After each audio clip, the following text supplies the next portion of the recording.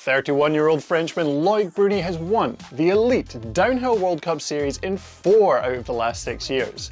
He's currently leading, is 1 race away from winning another, and in doing so, equaling the series win record.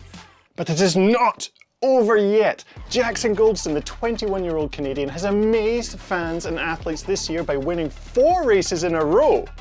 And at one point, he was looking unstoppable. But crashes for Jackson and the unflappable nature of Loic Bruni just chipping away with his unbelievable consistency and sexy eyebrows has meant we find ourselves at the final round in Mont Sainte Anne with the king facing off against the young challenger to the throne. What was that? Getting deja vu? Is that a black cat?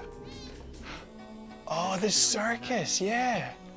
I remember watching this all the time as a young teenager getting into racing. And yeah, that was the year of the big battle between the king of that time, Nicolas Vouilloz, and the young challenger, Greg Minnaar.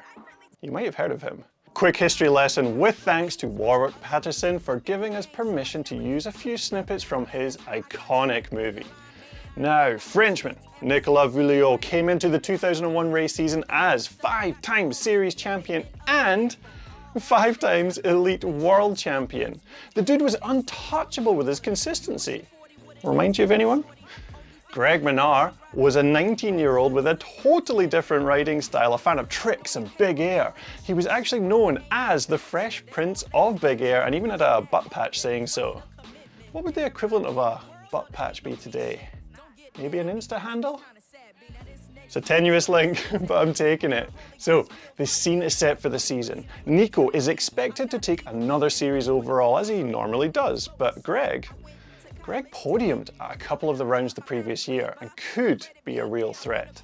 So the king comes in swinging at round 1, beating Greg by 5 places. He beats him again at round 2, a strong start for the old guard. Bruni did similar this year, winning the opening round in Poland with Jackson struggling back in 20th. Back to 2001, at round 3, the first sign of weakness. Greg finishes 4th, 1 place in front of Nico. And soon after, round 4 in Durango, Greg beats him again.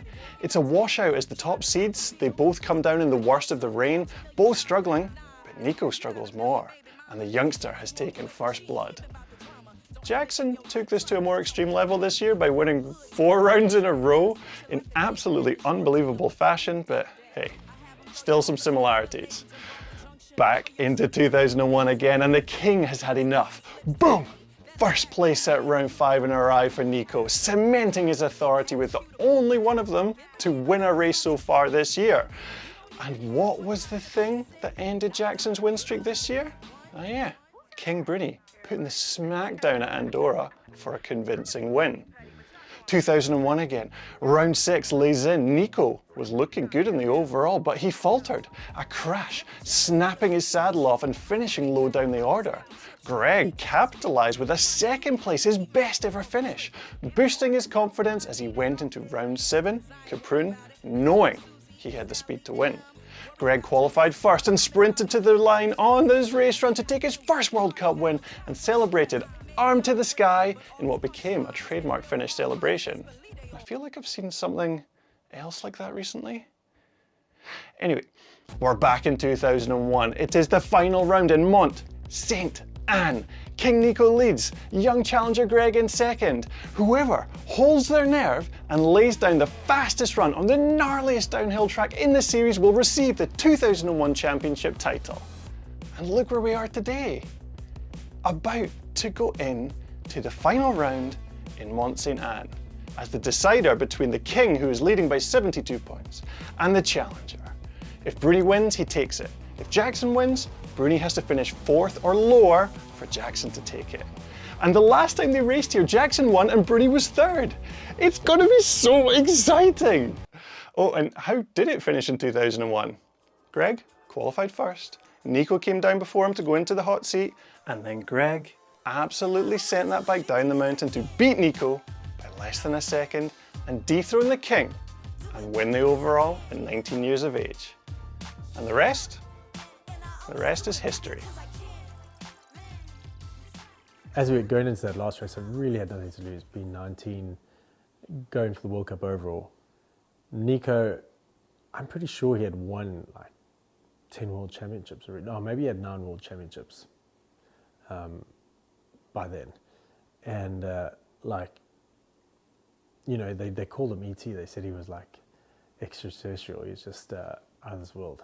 That's you know, Nico was incredible. I beat him in the qualies. I gained 10 points in qualifying and got into 18 points behind him into the final. And yeah, in the final, I think back then there was this rock drop in the final section of track. And I was the only rider who was able to ride this. He came around this like quite a tight right-hander.